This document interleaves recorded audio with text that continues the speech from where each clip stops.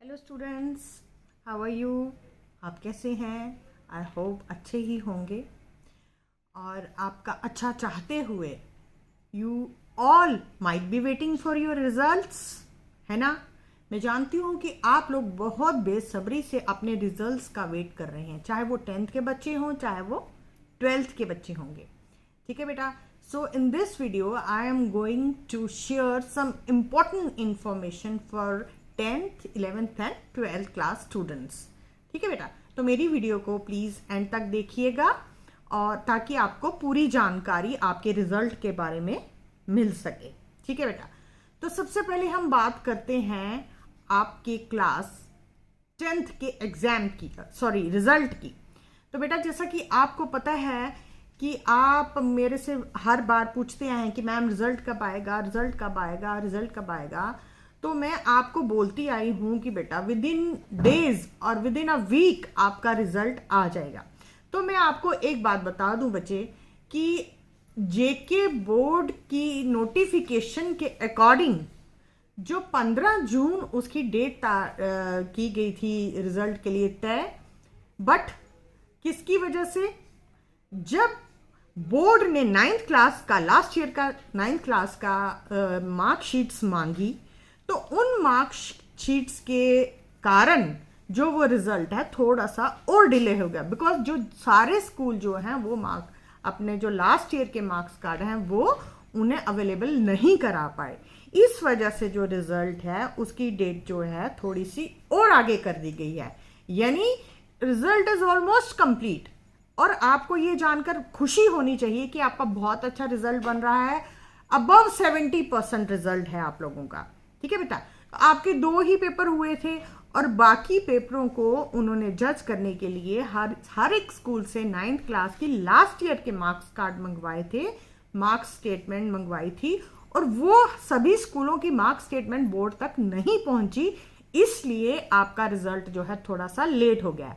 और एक बात, क्योंकि लॉकडाउन चल रहा था, कोरोना काल था, बहुत सारे टीचर्स इकट्ठे गैदर नहीं हो सकते थे एग्जामिनेशन सेंटर जहां पे बोर्ड की चेकिंग होती है, इसलिए टीचर्स को भी बहुत कम बुलाया गया था, कम टीचर थे, इसलिए मार्किंग में भी थोड़ा सा टाइम लगा। मार्किंग इज फिनिश्ड, मार्किंग खत्म हो चुकी है, सिर्फ रिजल्ट कंपाइल हो रहा है। आपका रिजल्ट कंपाइल हो रहा है और कुछ ही दिनों में विद इन 2 और 3 डेज बस आपका रिजल्ट आपके सामने तैयार होगा। ठीक है, तो बाकी हम बात करते हैं 11th और 12th क्लास के बच्चों की। 11th क्लास के बच्चे, आपको याद होगा जिस तरह पिछले साल 2020 में भी जिस तरह 11th क्लास के स्टूडेंट्स की मास प्रमोशन हुई थी, वैसे ही मास प्रमोशन आप सबकी हो जाएगी। चाहे वो रेगुलर स्टूडेंट है चाहे वो प्राइवेट स्टूडेंट है, आप सबकी मास प्रमोशन हो जाएगी। विंटर जोन है, समर जोन है, कश्मीर डिवीजन है, जम्मू डिवीजन है, सबके साथ एक जैसा ट्रीटमेंट होगा, जो भी है सबके साथ एक जैसा होगा। उसके बाद बात करते हैं 12th क्लास के रिजल्ट की। आपका जिस तरह 10th क्लास रिजल्ट बन रहा है, कंपाइल हो रहा है, उसी तरह आपकी जो 12th का क्या होगा कि जो जेके बोर्ड था हमारा, उसके कुछ पेपर हो रखे थे लेकिन सीबीएसई में शायद कुछ नहीं हुए थे, तो उन जितने पेपर आपके हुए हैं उनका मीन निकाला जाएगा। मीन यानी आप समझते हो बच्चे कि उन जो सपोज करो आपके 2 पेपर हुए हैं या 3 हुए हैं, उन सब पेपर्स का मीन निकाला जाएगा और उसके अकॉर्डिंग आपको परसेंटेज दी जाएगी। ठीक है बेटा, तो मास प्रमोशन आप सबकी, जिस बच्चे ने फॉर्म भरा था और जो अपीयर हुआ था एग्जाम के लिए, उन सब की मास प्रमोशन हो जाएगी। तो बेटा इस तरह आपका जो रिजल्ट कंपाइलेशन होगी। ठीक है, तो आपको कोई चीज की टेंशन लेने की जरूरत नहीं। और आपकी जो न्यू क्लासेस हैं, 11th की एडमिशन की बात आप मुझसे पूछते हो, तो जब तक 10th का रिजल्ट नहीं आउट होगा तब तक आपकी जो मतलब कि कंफर्म्ड एडमिशन है वो नहीं होंगी। अभी कुछ स्कूल्स में, सभी नहीं, कुछ स्कूल्स में एडमिशंस हो रही हैं 11th क्लास की, वो प्रोविजनल एडमिशंस हैं। ठीक है, प्रोविजनल है, प्रोविजन का मतलब होता है टेम्पररी बेस पे, क्योंकि जब हम एडमिशंस करते हैं उसके लिए हमें डॉक्यूमेंट्स चाहिए होते हैं, तो वो आपके पास मार्कशीट वगैरह जो भी है वो आपके पास तभी अवेलेबल होगा जब आपका रिजल्ट आउट होगा। तो जो कंफर्म्ड एडमिशन्स हैं वो आपकी रिजल्ट के बाद ही होंगी। तो इसलिए आपको कोई टेंशन लेने की ज़रूरत नहीं है, आप सिर्फ अपनी पढ़ाई पे फोकस कीजिए। और हाँ, जो बच्चे बिना एग्ज़ाम दिए पास हुए हैं वो भी ज़्यादा मतलब कि एक्साइटेड नहीं हो, क्योंकि आपको पता है कि अगर आप बिना एग्ज़ाम दिए पास हुए हो तो ये बहुत मुश्किल टाइम आएगा आपके लिए नेक्स्ट जो मतलब फ्यूचर आपका बहुत मुश्किल हो जाएगा। आप अपनी स्टडीज़ में लगे रहिए बिकॉज जो 12th के बाद जाने वाले स्टूडेंट्स हैं, जो 12th करके जाएंगे बच्चे, आप जिन्होंने आगे जाना है, कुछ बच्चों ने जेई का एग्ज़ाम देना है, कुछ बच्चों ने नीट के लिए अपियर होना है, बेटा उन लोगों के लिए बहुत मुश्किल हो गई है। बिकॉज जो बच्चे आप लोग रेगुलर स्टडीज़ करते थे उसमें थोड़ा सा आपको फ़र्क तो लग ही रहा है ना। अब हम घर बैठ के जो है इतना ज़्यादा कंसंट्रेट तो नहीं कर पा रहे हैं। हाँ, एक्सेप्शंस आर ऑलवेज देयर, मैं नहीं कहती कि सभी एक जैसे होते हैं, बट फिर भी बहुत सारा फर्क पड़ रहा है। तो आप अपना keep concentrate on your studies, specially for 12th outgoing students. बेटा आप लोगों के लिए ये मैं बोल रही हूँ, 12th क्लास के स्टूडेंट्स के लिए, कि आप अपनी स्टडीज पे फोकस कीजिए। बिकॉज ये आपका जो ये ईयर है ये आपके लिए करियर बनाने का ईयर है। आपको यहां से रास्ता चुनना है कि हमने कौन सी साइड जाना है और कौन सी साइड नहीं जाना। एक और बात, ऑप्शनल सब्जेक्ट्स की बात कर रहे हो बच्चा आपको मैंने पहले बोला, अगर आपको subject selection, stream selection, option subjects की सिलेक्शन की बात आती है तो बेटा वो आपके इंटरेस्ट पे डिपेंड करता है कि आपको किस में इंटरेस्ट है। देखिए मैक्सिमम जो गर्ल्स होती हैं उन्हें मैथ्स आता, वीक भी होती हैं और वो मतलब उन चीज़ों को लाइक भी नहीं करती हैं।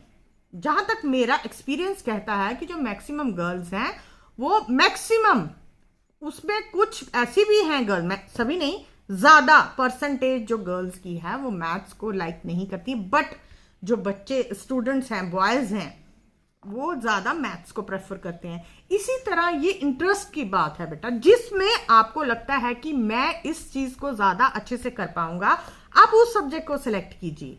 किसी के दबाव में आकर नहीं, कि कोई फ्रेंड्स के दबाव में आके नहीं, कोई पेरेंट्स के दबाव में आके नहीं, कि मुझे, अगर आपके पेरेंट्स बोले नहीं मेरा बेटा डॉक्टर बनाऊंगा, डॉक्टर बनना है, डॉक्टर बनाना है, बट बेटे का इंटरेस्ट डॉक्टरशिप में है ही नहीं है, वो उसका इंटरेस्ट है राइटर बनने में, उसका इंटरेस्ट है इंजीनियर बनने में, तो वो थोड़ा सा मुश्किल हो जाएगा।